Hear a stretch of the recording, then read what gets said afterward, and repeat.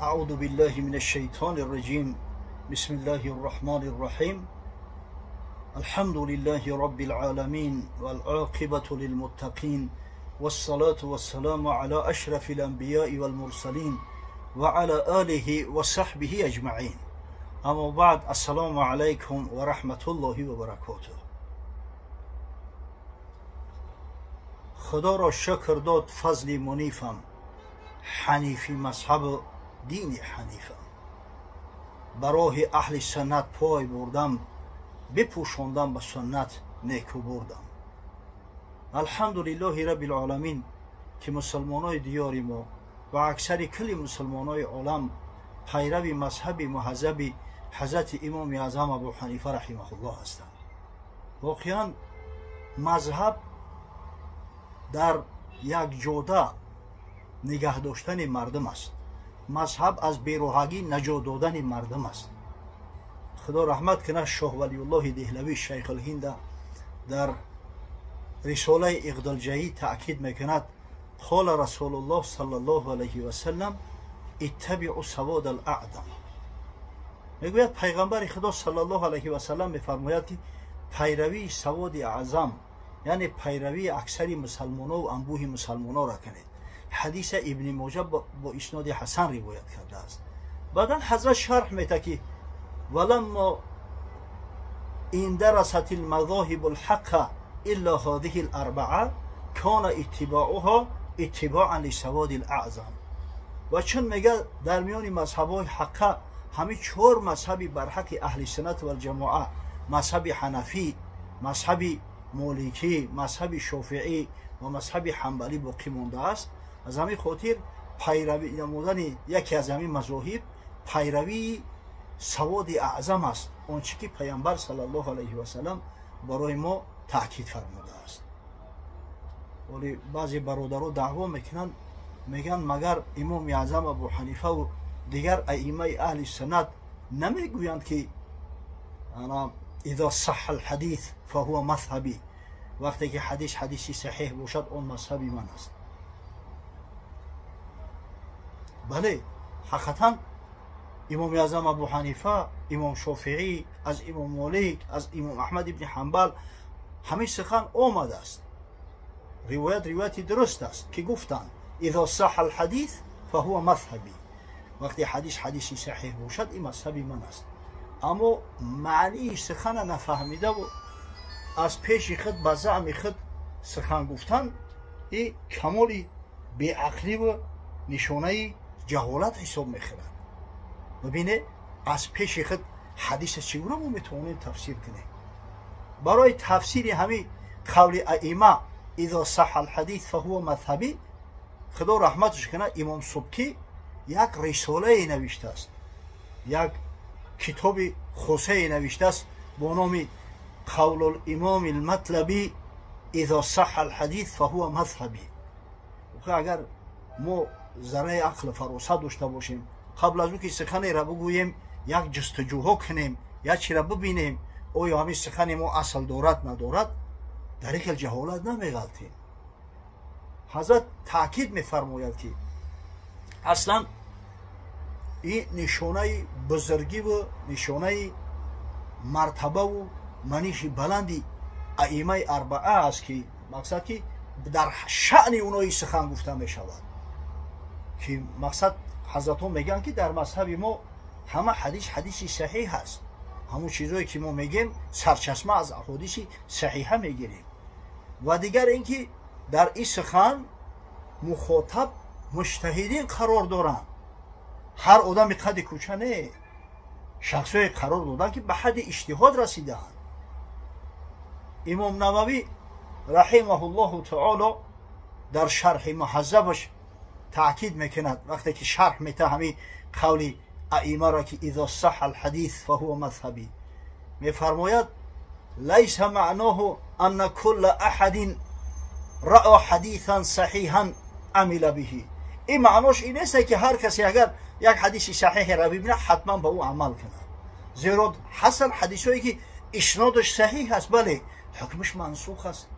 حسن حدیثایی که با اسناد صحیح روایت شده گن، اما این حدیث ها متعارض دارن، یعنی حدیثایی هستن که با اینا را خلاف میکنن، یا مخصص هستن که تخصیص طلب هستن. از همین خاطر معنی سخن، یعنی که مورد نظر امام ها در این سخن مجتهدا قرار دارن، نه هر کس. حضرت در دوام سخنش امام نووی تاکید میکند انما هذا فی من بلغ رتبه الاجتهاد فی المذهب. این سخن به کسای متعلق است که به رتبه اجتهاد رسیده اند. کسایی که به اجتهاد رسیدگی مجتهد هستند. به هر کس نه آخی کاری هر بز نیست خیرمن گفتن، زیرا مجتهد میتونه معین بسازه و بفهمه که آیا همه حدیث به امامای مذهب رسیده است یا نرسیده است، آیا حدیث منسوخ هست یا نیست، آیا حدیث تعارض دارد یا ندارد. کاری هر کس نیست. پس شخصای مورد خطاب ائمه اربعه قرار دارند که به حد اجتهاد رسیدگی هستند. مجتهد چی کسا میگن؟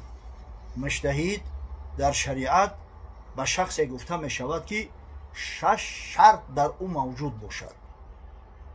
این شرط ها انشالله به ترتیب میگم، خواهش میکنم برادران بسیار گوش کنید که متاسفانه امروز بنا مجتهدای ناشسته رو خیلی زیاد شدیم.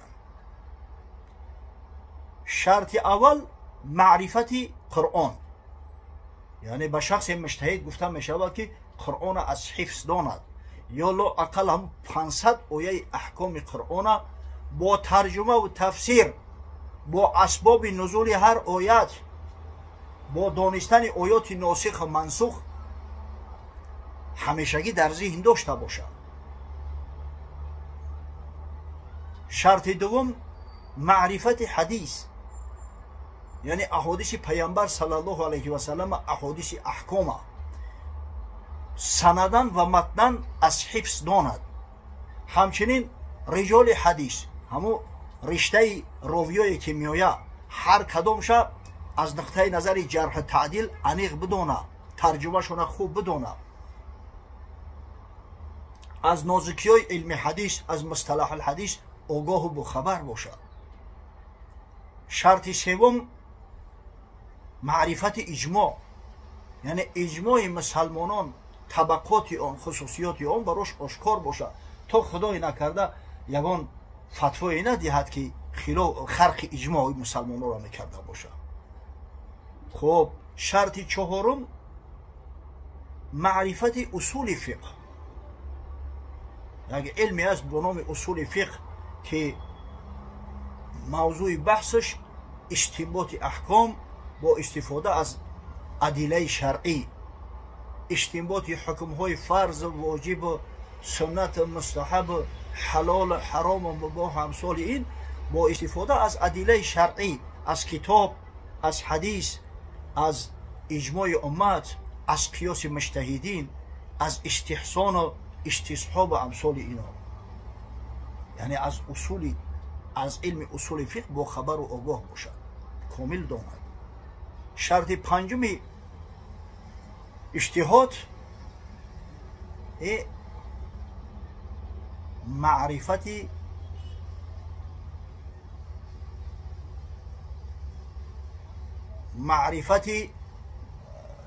احکام شرعی، معرفت حکمت های شرعی، مقاصد شرعی، یعنی معرفت آن که داند که خدای تعالی انسان برای چه خلق کرده است، حکمت از نوع حشر کردن انسان ها چی است، حکمت آفرینش، حکمت حیات و مرگ، حکمت عبادات پروردگار عبارت از چی است، یعنی که صاحب عقلی اجتهادی باشه همیشه است.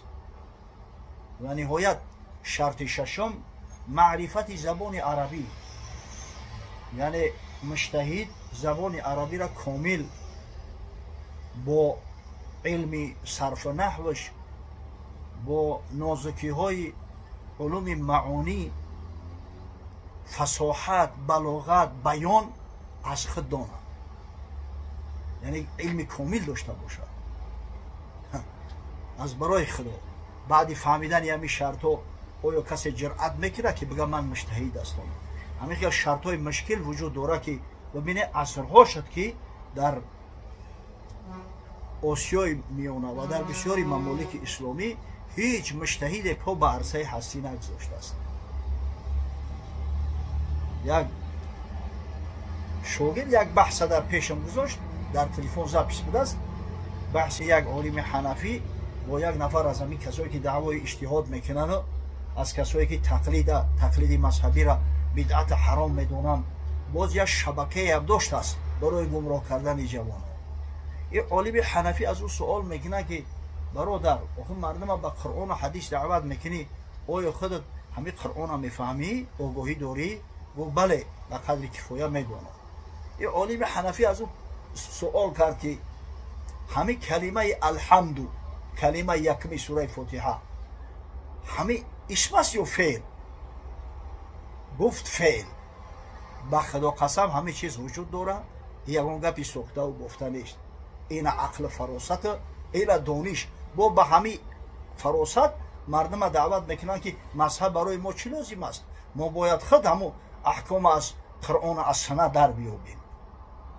خدا رحمت کنه شیخ جامی را، میگه آن سفله که مدح را زیزم نشناسد، فتح از کسر زیزم نشناسد، زو در عجبم که چندم از علم زند، کو شعر شعیر را زی هم نشناسد.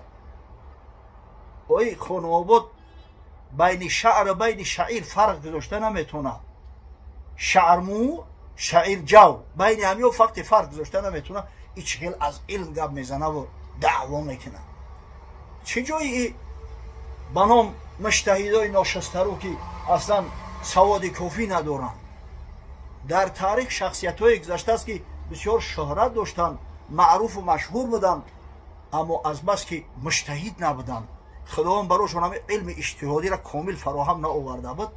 در هنگام پاسخ گفتن به سوالا و به مشکلات مردم یک سخنای مزخرف گفتن که به خدا قسم انسان در تعجب میمونه، هم خنده دارد و هم گریه.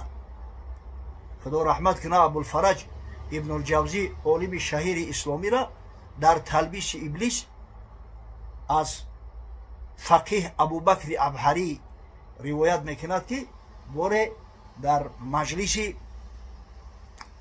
محدث مشهور یحیی ابن محمد ابن سعید شرکت داشتن.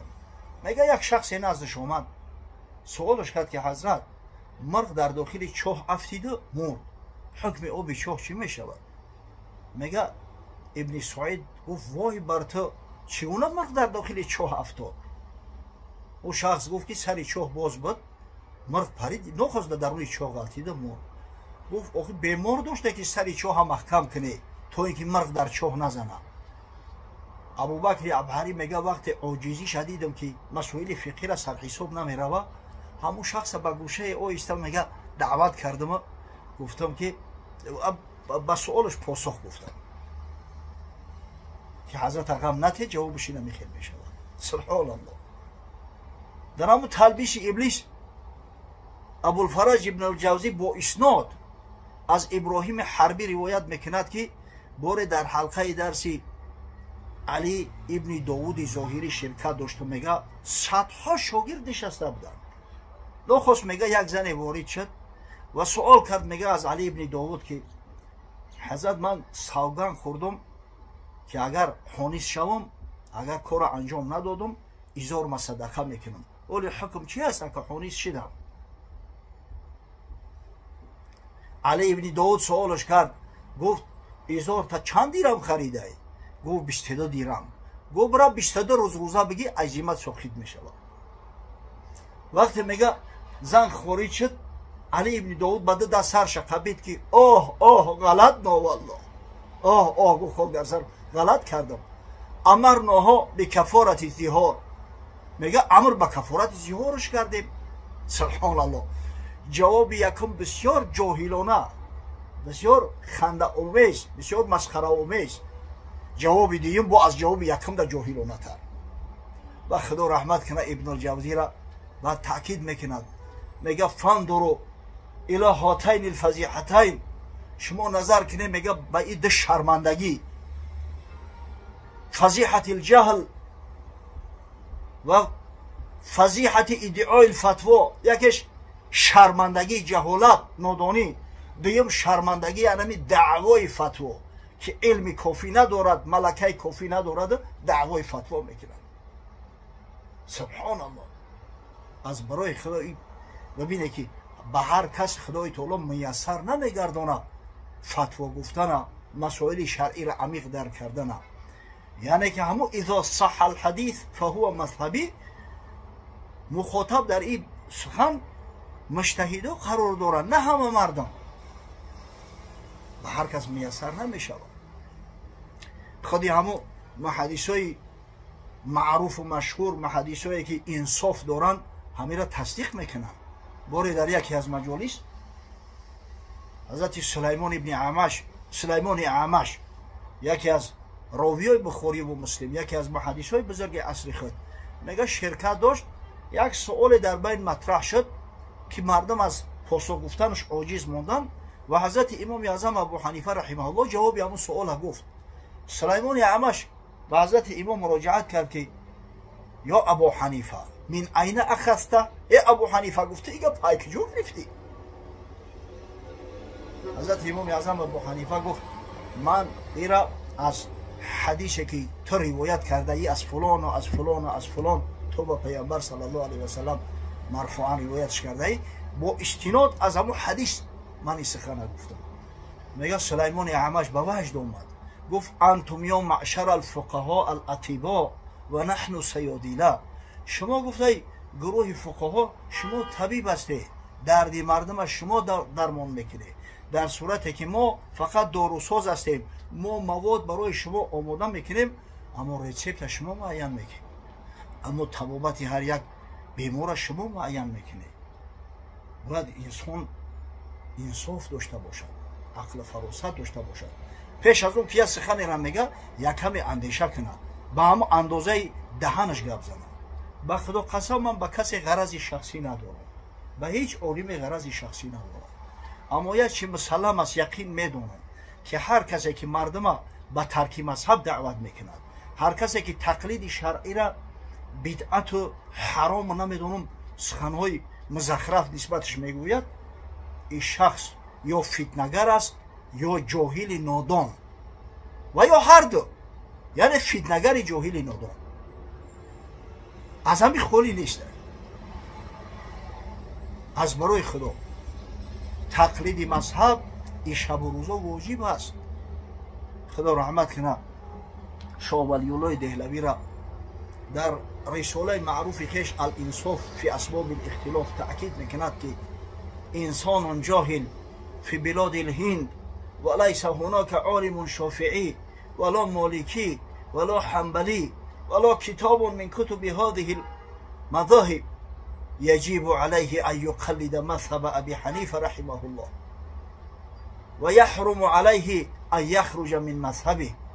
انسان جاهل یعنی شخصی که به رتبه اجتهاد نرسیده است، در بلاد هند، بلاد ماوراءالنهر هم عیناً مثل همون بلاد هند است، در این کشورهایی که در اینجا عالمای شافعی و مالکی و حنبلی نیستند، کتابای این مذهب ها تدریس نمیشوند، براش واجب است تقلید مذهب امام اعظم ابو حنیفه رحمه الله و براش حرام است از این مذهب خارج شدن، لانه حینئذ یخلو عن عنقه رقبه شریعتی، زیرا در این صورت رقبه و عهدهداری شریعت از گردنش دور می اندازد، دیگر شریعت براش یک بازیچه می شود. خدا رحمت کنه علامه اقبال لاهوری را. حضرت به همون نظری وسیعی که داشت مردم تأکید میکنه در آخرای حیاتش که راه آبا را که آن جمعیت است، معنی تقلید ضبط امت است، اجتهادن در زمان انحطاط قوم را در هم همه پیچ از بساط، ز اجتهاد عالمان کم نظر اقتدا بر رفتگان محفوظ است. از این عالمای کم نظری که آخی صرف نحو نمیدونن، از علم فقه غیری یک چند صحیفه از همون فقه قرآن چیزی را نخوندین، مگر اقتدا بر رفتگان محفوظتر نیست؟ فکرشون ریست همه باریکتر، ورعشان با مصطفی نزدیکتر، آیا حضرت ها هم فکرشون باریکتر میریست، تقواشو بیشتر بود، علم فرهنگشو بیشتر بود و با مصطفی صلی الله علیه و سلم از نظر پرهیزگاری خیلی نزدیک بودن. به خاطر خدا از روی انصاف گپ زنیم، تقلید امام اعظم ابو حنیفه کجا بود؟ تقلید ابن باز کجا؟ تقلید امام شافعی کجا و تقلید ابن عثیمین کجا؟ تقلید امام مالک کجا و تقلید نمیدونم امام البانی کجا؟ یک بخت بیایی از برای خدا. واقعا این بزرگای امت و بزرگای این ملت هستند. و حضرت میگه ذوق جعفر کاوش رازی نماند، آبروی ملت تازی نماند، از یک آینه مسلمان زنده است، پیکر ملت ز قرآن زنده است. پروردگار بزرگ به شنیده ها عمل کردن برام و نصیب روزی بگردانه و خداوند بزرگ در مذهب پاک و ناب امام اعظم ابو حنیفه پایبند مقید دیگه نمون بداره، آنچنانه که عالمای بزرگ این ملت مقید پایبند این مذهب بدن و تا آخر حیات سریموی از مذهب منحرف نشدن.